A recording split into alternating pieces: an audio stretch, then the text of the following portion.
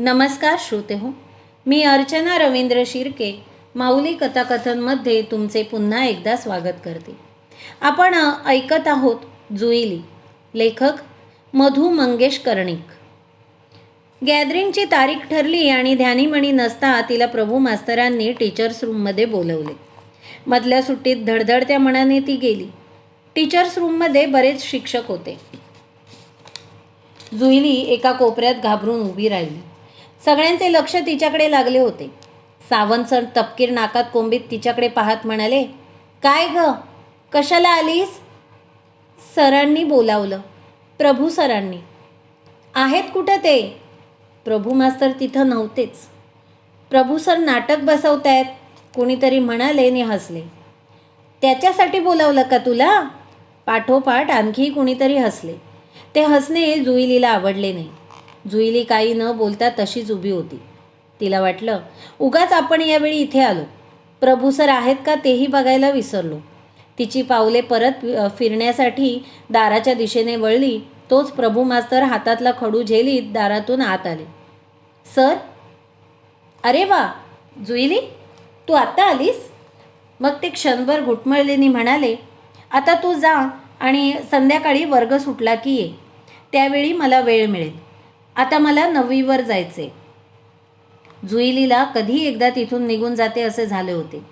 Teachers रूममधले एकूण एक शिक्षक ने एकुलते एक चवळ बाईसुद्धा ते तिच्याकडे प्रभू मास्तरांकडे टक लावून पाहत होते. ती तात्काळ तिथून बाहेर आली. वर्गात जाता येता तिला वाटत होते, कशाला प्रभू मास्तरांनी आपल्याला बोलावले? गॅदरिंगमधल्या नाटकात काम करण्यासाठी तर नव्हे. गेल्या वर्षीसुद्धा त्यांनी तिला बोलावलं होतं, पण तिने काहीतरी सबब सांगून चुकवाचुकव केली होती. मग पुरुष पात्रांचेच नाटक शोधून ते बसवले होते प्रभू मास्तरांनी. यंदाही नाटकात काम करायला सांगणार आहेत, आणि तेही या SSCच्या वर्षी. 5 वाजता शाळा सुटली. जुईलीने पुस्तके वह्या आवरलीने वर्गाबाहेर पडली. आपोआप तिची पावले टीचर्स रूमकडे वळली. तिला स्वतःचेच आश्चर्य वाटले. मगापासून वर्गात इतका वेळ तिच्या डोकीतून जो विषय गेलेला होता तो एकाएकी कसा जागा झाला? प्रभू मास्तरांचा निरोप मनातल्या कोपऱ्यात इतका वेळ कसा दडून बसला होता नि तो आत्ताच कसा? जुईली घरी नाही येत? बरोबरच्या मुलींनी विचारलं. तिने काही उत्तर दिले नाही, पण तिला टीचर्स रूममध्ये जाताना पाहून पुष्पी जाधव मोठ्याने म्हणाली, तुला नाटकात काम करायला बोलावताय? आणि पाठोपाठ बाकीच्या मुली चमत्कारिक खिदळल्या. चालता चालता वाटेतल्या काटेरी झुडपांचा फराटा अंगाला ओरबाडून जावा तसं जुईलीला वाटलं. ती टीचर्स रूमच्या दारात उभी होती, दोन्ही हातांनी वह्या पुस्तकं छातीवर जुळवून. जुईली, आत ये, प्रभू मास्तरांनी हाक मारली. ती कळसूत्री बाहुलीसारखी झटकन आत गेली. टीचर्स रूम आता रिकामी झाली होती. म्हातारा आबा शिपाई फक्त कपाटे लावित होता, आवरावर करीत होता. सर, कशाला बोलावलं? तू ओळखलं नाहीस? प्रभू मास्तरांनी उलट हसत हसत विचारलं. तिने मान उचलून त्यांच्याकडे पाहिले. वर्गात शिकवणारे प्रभू मास्तर ने आत्ताचे हे प्रभू मास्तर किती वेगवेगळे दिसत आहेत. त्यांचे हसणे, हसताना मोत्याच्या ओळीसारखे एकसारखे दिसणारे त्यांचे सुरेख शुभ्र दात आणि न मुडपणारी जीवनी. जुईलीला त्यांच्या चेहऱ्याकडे पाहतच राहावेसे वाटले. काही न बोलता ती उभीच राहिली. मला वाटलं तू ओळखलं असशील, आपलं गॅदरिंग जवळ आलं ना. पण सर, मला नाटकात काम करणं जमणार नाही. का? नाही सर, मला भीती वाटते. मी आहे ना शिकवायला. तरी पण सर, धीर होत नाही. तिने खाली मान घातली. अधिक बोलणं तिला सुचेना. प्रभू मास्तर किंचित काळ स्वस्थ राहिले, मग म्हणाले, जुईली, मला माहीत आहे तुला का धीर होत नाही ते. आपल्या गावात अद्याप मुली नाटकात काम करू लागल्या नाहीत. तू केलंस तर टीका होईल. जुईलीला जणू ते आपल्या मनातलंच बोलल्यासारखं वाटलं. तिने धीटपणे मान वर करून त्यांच्याकडे पाहिलं. प्रभू मास्तरांचे तिला खूप आवडणारे मधुर हास्य त्यांच्या मुद्रेवर होते. आणि सर, SSCचा अभ्यास पण. त्याचीही मला काळजी आहे जुईली. अभ्यासाकडे दुर्लक्ष करून तुला या कामात ओढायची मुळीच इच्छा नाही आहे माझी. पण मी निवडलेला रोलच मुळी तुला डोळ्यांसमोर ठेवून निवडलाय. तुझ्यासारखीच एक अतिशय सुंदर, भोळी बाबडी, निरागस बालिक मला नायिका म्हणून हवी आहे. तुझ्याशिवाय ती भूमिका कोणीही करू शकणार नाही. जुईली, तू होय म्हण. प्रभू मास्तरांचे बोलणे आणखी कुणी ऐकत तर नाही. तिने चपापून इकडे तिकडे पाहिले. टीचर्स रूममध्ये आता ती दोघेच होते. आबा शिपाई बहुधा बाहेर स्टुलावर विडी ओढीत बसलेला असणार. जुईलीला सर्वांगावर एक मोरपीस फिरल्यासारखे वाटले. प्रभू मास्तरांनी केलेले तिचे वर्णन ऐकून ती रोमांचित झाली. क्षणभर तिला वाटलं सरळ हो म्हणून सांगावं त्यांना. जुईली, मला ठाऊक आहे, या बाबतीत निर्णय तुझा तूच घ्यायचा आहेस. इतरांसारखी तुझ्या पालकांची परवानगी मिळवायला माझे वडील वेडे आहेत सर. तिच्या नकळत ते केविलवाने शब्द तिच्या तोंडून उमटले आणि ती एकदम निमूट झाली. ते वेडे नाहीत जुईली. त्यांच्या एवढा शहाणा माणूस मी पाहिला नाही. कधीतरी तुझे वडील माझ्या घरी येतात आणि अध्यात्मावर, साधू संतांच्या शिकवणीवर असं काही विलक्षण बोलतात की वाटतं यांना वेडं कोण म्हणेल. बिचाऱ्यांचे ग्रह धड नाहीत म्हणून तू त्यांचीही परवानगी विचार असं सुचवणार होते. प्रभू मास्तर त्याला चक्क शहाणा म्हणतात. जुईलीला काही कळेनासे झाले. सर, तिच्या घशात आवंडा दाटून आला. तिने इतका वेळ छातीशी घट्ट धरलेली वह्या पुस्तके हलकेच जवळच्या टेबलावर ठेवली आणि दोन्ही हात मोकळे करून पदर अंगभर घेतला. तरीही तिच्या मनावरचा भार कमी झाला नव्हता. आपल्या पदरा आडूनही आपली इतर मुलींच्या मानाने फुगीरणे भरदार असलेली छातीवर उंचावते आहे आणि प्रभू मास्तरांचे तिकडे लक्ष जात आहे असे तिला सारखे वाटत होते. आणि क्षणाक्षणाला ती अधिकाधिक बेचैन होत होती. सर, तुम्हाला सगळं कळतं, मग मला हा आग्रह का करता? मला माझा अभ्यास करू दे. यंदा SSC झाल्याशिवाय गत्यंतर नाही मला. नाटकात लक्ष घातलं तर अभ्यास कसा होणार? तिने मनात असलेले सारे एकदा क्षणभर भराभर बोलून घेतले. निश्वास घेत जणू विसावा घेण्यासाठी थांबली. प्रभू मास्तर खाली मान घालून समोरच्या टेबलावर खडूने रेघा ओढीत होते. ते कसला तरी विचार करीत असावेत. मग ते म्हणाले, ठीक आहे जुईली, तुझ्या मनाविरुद्ध तुला यात मला ओढायचं नाही. जा तू. क्षणभर थांबून ते तिच्याकडे सरळ पाहत पुढे म्हणाले, तू होय म्हटलं असतंस तर माझ्या मनात मी रंगवली होती तशी फुलराणी उभी करणार होतो मी प्रेक्षकांसमोर. फुलराणी? होय जुईली, मी स्वतः बालकवींच्या फुलराणीवर एकांकिका लिहिली आहे. संगीतमय एकांकिका, जेमतेम 1 तासाची. तुला फुलराणी डोळ्यासमोर ठेवून मी तिचं लेखन केलं आहे. तू फुलराणी, तुझी मैत्रीण वासंतिका ते काम करणार होती माझी पत्नी आशा. तू आणि आशा काम करणार हे कळल्यावर बाकीच्या 7-8 मुलींना तयार करणं फारसं कठीण नव्हतं. या लहानशा एकांकिकेमुळे तुझ्यासारख्या हुशार विद्यार्थिनीच्या अभ्यासात फारसा व्यत्यय येऊ नये असं मला वाटतं. पण शेवटी निर्णय तुझा आहे, अखेरचा. ठीक आहे, आपण एकांकिका रद्द करूया. जुईलीचे मन अधीर झाले. तिचा निर्णय होत नव्हता. सरांची बायको काम करणार आणि तेही आपण नायिका असताना. फुलराणी? सर, तर मग मी काम करीन. प्रभू मास्तरांनी विश्वास न बसल्यासारखं तिच्याकडे पाहिले. नक्की सर, तुम्ही मला शिकवा. मी तुम्ही शिकवाल तसं काम करीन. फुलराणी कविता किती सुंदर आहे. Thank you Juili, thank you very much. Prabhu मास्तर म्हणाले. त्यांच्या चेहऱ्यावर तिला आवडणारे स्मित पुन्हा एकवार झळकले. त्यांचे ओठ मुडपले होते आणि त्या अर्धस्फुट जीवणीतून मोत्यांची माळ चमकत होती. जुईली जणू तरंगतच घरी आली. मास्तरांची बायको नाटकात काम करणार आणि जुईली तिच्याबरोबर आहे हे समजताच 8वी पासूनच्या मुलींनी भराभर आपली नावं दिली. प्रथम 1-2 तालमी शाळेतच झाल्या. थंडीचे दिवस होते. लवकर दिवस मावळे. सायंकाळी 6 वाजताच काळोख पडू लागे. तासाभरातच घनदाट रात्र होई. मुली सर घरी जातो म्हणू लागत. यासाठी आशा म्हणाली, उद्यापासून तालमी आपल्या घरीच घेऊ. आपले घर गावात मध्यवर्ती आहे. प्रभू मास्तरांच्या बायकोनेच असे म्हटल्यावर एकांकिकेत काम करणाऱ्या मुलींची भीती दूर झाली. फक्त दूर राहणारी जुईली, तिचं घर दूर भगवतीच्या देवळाजवळ तळ्यापाशी होतं. तिला पोचवण्यासाठी पहिल्या दिवशी प्रभू मास्तरनी आशा गेली. नंतर शाळेतली 3-4 मुलं जाऊ लागली. फुलराणी एकांकिका तालमीत रंगू लागली. वेगळा विषय, वेगळी हाताळणी. सगळीच मुले मुली तयार झाली होती. त्यातल्या त्यात जुईली अधिकच. फुलराणीची प्रमुख भूमिका तीच करत होती. तो रविकर का गोजीरवाणा आवडला अमुच्या राणीला, असे वासंतिका झालेली आशा विचारी आणि फुलराणी झालेली जुईली केवळ गोड लाजरी स्मित करून अर्धस्फुट होकार दी. फुलराणीचा त्यावेळचा अभिनय बघून प्रभू मास्तर निहायत खुश झाले होते. ते जवळ आपली बायको उभी आहे हेही क्षणभर विसरले आणि पुढे झाले. जुईलीच्या खांद्यावर शाबासकीचा हलका स्पर्श करीत ते उद्गारले, जुईली पोरी, हा तुझा अभिनय पाहायला मुंबई पुण्याचे प्रेक्षक हवे होते. एका घटकेत तू मराठी रंगभूमीची सर्वश्रेष्ठ नायिका ठरशील, फुलराणीच्या या एका कामामुळं. अंगावर अवघे सुरंगीचे झाड साऱ्या कळ्यांनिशी टपटपल्यासारखे जुईलीला वाटले. तिने हलकेच प्रभू मास्तरांच्या बायकोकडे आशाकडे पाहिले. तीही विलक्षण कौतुकाने तिच्याकडे पाहतच होती. गॅदरिंगचा दिवस जवळ आला. प्रभू मास्तरांच्या घरी तालीम पाहायला गावातील कितीतरी माणसं न बोलवता जमू लागली. त्या सगळ्यांसमोर अभिनय करताना जुईलीला प्रथम खूप संकोच वाटायचा, पण हळूहळू ती अतिशय मोकळेपणाने काम करू लागली. फुलराणी मूर्तिमंत साकार होऊन हसत होती, बागडत होती, लाजत होती, मुरडत होती आणि रुसत होती. जुईलीचे काम पाहताना प्रभू मास्तर आणि आशा त्यांना विलक्षण कौतुक वाटत होते.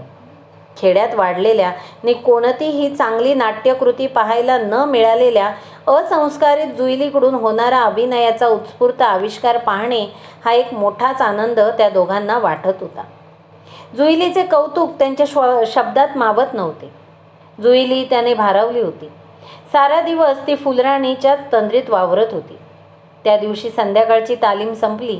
सगळी मुली निघून गेली. जुईलीही जायला निघाली. आज तिला पोचवण्यासाठी कोणी मागे राहिले नव्हते. बाई, मी जाते. एकटीच? सुरेशनी बाळ कुठे गेले? आशाने विचारले. ते गेले बहुतेक आधीच. आज गावात दहिकाला आहे ना, त्यांचं सारं लक्ष तिकडेच आहे. पण आता तर काळोख पडला. थांब, मी यांना सांगते. अहो, हिला आजचा दिवस पोचवून येता? नको बाई, मी जाईन एकटीच. प्रभू मास्तरांनी बॅटरी घेतली. चल, मी येतो तुला पोचवायला. जुईलीने उगाचच आशाकडे पाहिले. ती धाकट्या महेशला खांद्यावर घेऊन जोजवीत होती. तो पेंगुळला होता. मी सुद्धा आले असते बरोबर, पण हा झोपेला आलाय. हे येतील पोचवून तुला. जुईली आणि प्रभू मास्तर बाहेर पडले. निर्जन पांदीतून चालू लागले. रातकिडे किरकिरत होते. त्या अरुंद पांदीत गर्द काळोख माजला होता. बॅटरीच्या प्रकाश झोतात नेहमीची वाट वेगळीच भासत होती. चालता चालता जुईली पायाखालच्या पाळामुळांना अडखळत होती. प्रभू मास्तरांच्या अंगाला तिच्या शरीराचा स्पर्श होत होता. ती अंग चोरून चालण्याचा प्रयत्न करीत होती. कितीही केले तरी एकमेकांचा स्पर्श टाळून चालणे दोघांनाही शक्य होत नव्हते. कुणीही बोलत नव्हते. मग प्रभू मास्तर म्हणाले, परवा गॅदरिंग, ते झालं की पुन्हा अभ्यासाला लागायचं. अभ्यास राहिला तर उगाच माझ्यावर दोष लावायचा. पण सर, मला खूप भीती वाटते. गॅदरिंग दिवशी तुम्ही शिकवलेलं सारे करायला जमेल ना एवढ्या गर्दीसमोर? सगळं नीट होईल, माझी खात्री आहे. टाळ्यांचा कडकडाट होईल तुझ्या एंट्रीला. एकांकिका संपल्यावर वन्स मोर होईल. वन्स मोर म्हणजे? प्रेक्षकांना काम आवडलं की ते पुन्हा ते करायचा आग्रह धरतात. त्याला वन्स मोर म्हणतात. वन्स म्हणजे एकदा, मोर म्हणजे आणखी. वर्गात धडा शिकवावा तसे प्रभू मास्तर म्हणाले. जुईलीला गंमत वाटली. ती तोंडातल्या तोंडात ते शब्द घोळवू लागली. Once more, once more. आणि त्या नादात पुन्हा एकदा पायातल्या दगडाला अडखळून धडपडली. प्रभू मास्तरांनी तिला दंडाला धरून सावरले. अगं, पडशील ना. चटकन तिने दूर होण्याचा प्रयत्न केला, पण त्यांनी तिचा दंड तसाच धरून ठेवला. नकळत आपण त्यांना बिलगत असल्यासारखे तिला वाटले, पण ती मग दूर झाली नाही. त्यांच्या आधाराने तशीच चालत राहिली. पानंद संपली आणि मोकळा रस्ता लागला. तिचं घर जवळ आलं. बॅटरीच्या प्रकाशात खळ्याच्या पेळेवर भूतासारखा दशरथ बसलेला होता. केस पिंजारलेले नि नजर काळोखातून शून्य वेध घेत असलेली. त्याला कशाचेच भान नव्हते. प्रभू मास्तरांनी बॅटरीचा झोत फेकला. त्या प्रकाशात जुईली घरात शिरली. तिने ठाण्यावरचा दिवा लावला. मग प्रभू मास्तर परत फिरले. भगवतीच्या देवळासमोरील दीपमाळेच्या दगडी कट्ट्यावर जुईली बसली होती. तिच्या हातात अभ्यासाचं पुस्तक होतं. ती तिची अभ्यासाची नेहमीची जागा होती. भगवतीच्या देवळाचा परिसर दुपारी निवांत असे. समोरील तळ्यातील लाटांची मंद हालचाल शेजारच्या पिंपळाच्या पानांची सळसळ सोडली तर कशाची जागमाग तेथे नसे. SSCच्या अभ्यासासाठी जुईलीने ही जागा शोधून काढली होती. तिचे घरही जवळपास होते. जुईलीच्या हातात पुस्तक होतं. त्याची पाने उघडी होती, पण तिचे लक्ष पुस्तकात नव्हते. तिच्या डोळ्यांसमोर काल रात्रीचे गॅदरिंगनी तिची भूमिका असलेली फुलराणी एकांकिका चित्रपटासारखी तरळत होती. रात्री तिच्या कामावर खुश होऊन प्रेक्षकांनी केलेला टाळ्यांचा कडकडाट तिच्या कानात सारखा घुमत होता आणि पुन्हा पुन्हा आनंदाचे रोमांच तिच्या अंगावर उठत होते. प्रभू मास्तर म्हणाले होते तसेच झाले होते. फुलराणीच्या भूमिकेने जुईलीने रंगमंचावर पाऊल टाकले नाही, तोच प्रेक्षकांनी पसंतीची पावती टाळ्यांच्या कडकडाटाने तिच्या हवाली केली होती. एकांकिका कमालीची यशस्वी झाली होती. जुईलीचे काम सर्वांनी वाखाणले होते. म्हाताऱ्या गावस्कर वकिलांनी तर उत्स्फूर्तपणे 25 रुपयांचे रोख बक्षीस तिच्यासाठी जाहीर केलं होतं. ते रंग, तो लखलखीत प्रकाश, ती वाद्ये, ते संगीत आणि टाळ्या यांचा जुईलीला कालपासून क्षणभरही विसर पडला नव्हता. आताही ती पुस्तक उघडे ठेवून जणू कालचीच दृश्य न्याहाळत होती. त्या साऱ्या दृश्यांमध्ये पुन्हा तिला प्रभू मास्तर दिसत होते. त्यांचा हसरा चेहरा, हसता हसता मध्येच मोठे डोळे करून टक लावून बघण्याची त्यांची लकब आणि खुश होऊन शाबासकी देण्यासाठी हलकेच खांद्यावर हात ठेवण्याची त्यांची सवय, हे सारे तिला आठवत होते. प्रभू मास्तरांचा तो हळूवार स्पर्श आठवत होता आणि बसल्या जागी तिला भुरळ पडल्यासारखी झाली होती. तिथून उठूच नये असे तिला वाटत होते आणि पुन्हा पुन्हा आपल्या मनात प्रभू मास्तरांची पडछाया का डोकावते आहे याचा विचार मनात येऊन तिची छाती धडधडत होती.